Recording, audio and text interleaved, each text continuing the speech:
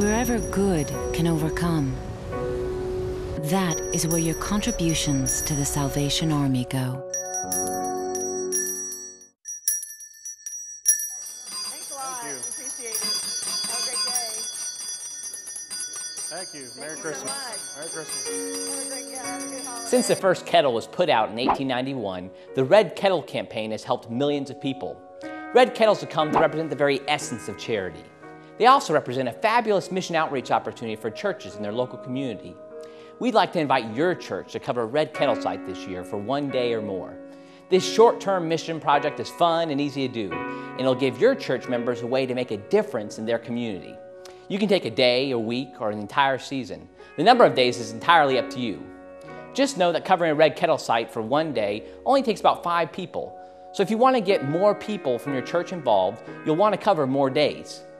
As you consider this great mission outreach opportunity, it's great to know that one underlying principle unites us in purpose. That is to preach the gospel of Jesus Christ and meet human needs in His name without discrimination.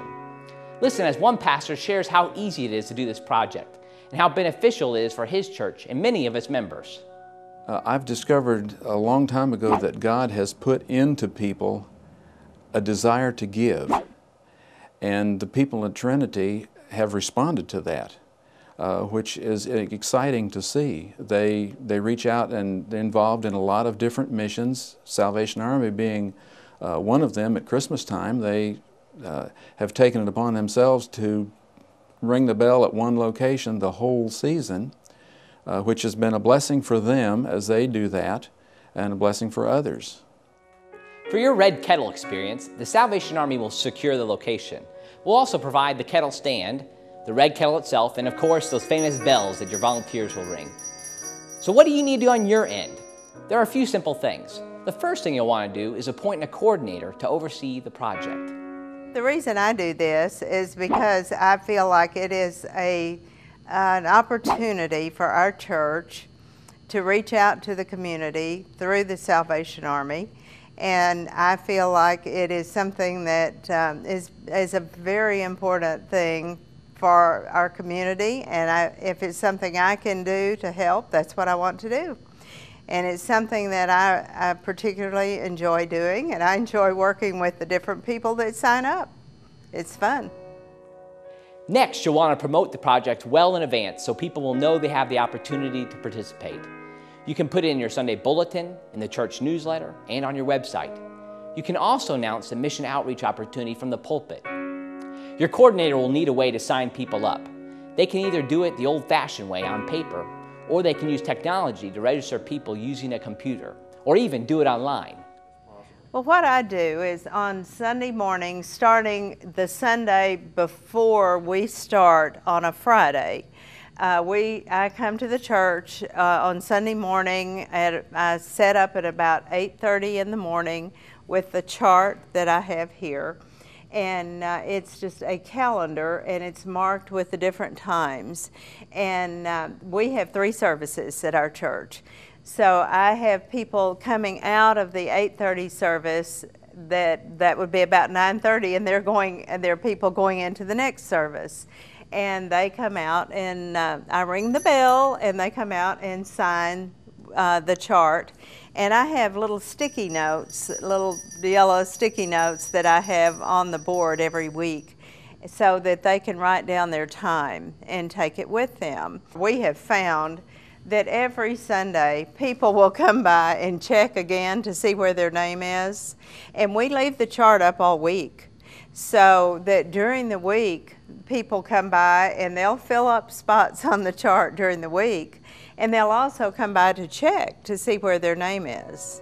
People enjoy volunteering when they can do it along with others. This makes it partly a social experience.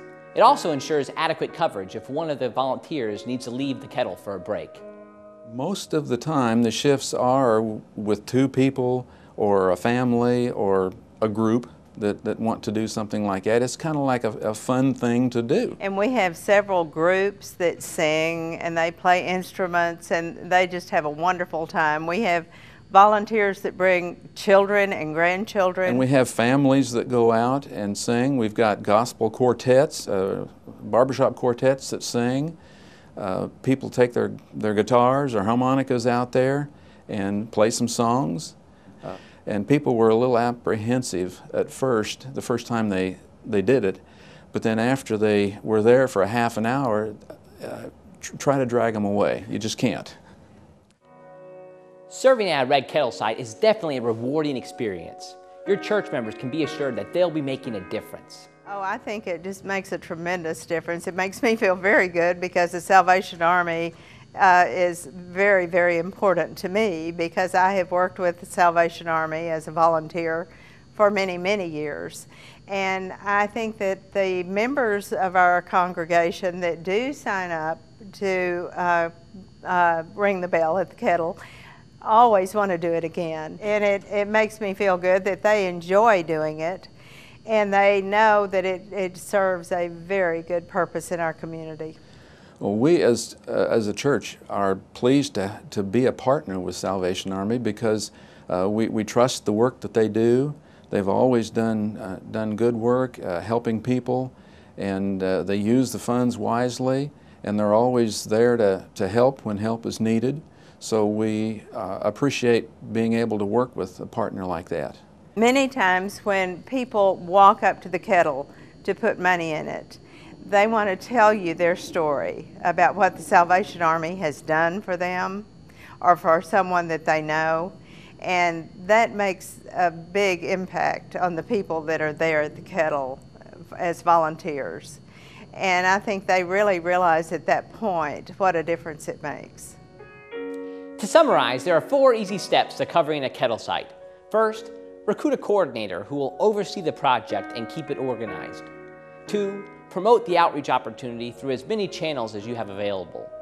3, sign people up to fill 1 or 2 hour shifts. Remember, the more people you get involved, the more days you'll want to cover. And last, your volunteers show up to ring the bell for their chosen shift. It's that easy. If you really want to make sure your volunteers do the most good with their Red Kettle experience, ask them to send messages to all their friends asking them to come out and support them as they raise funds to help the less fortunate. Covering a Red Kettle site will be a great outreach opportunity for your church. Thank you so much for your compassion in helping individuals and families in your local community.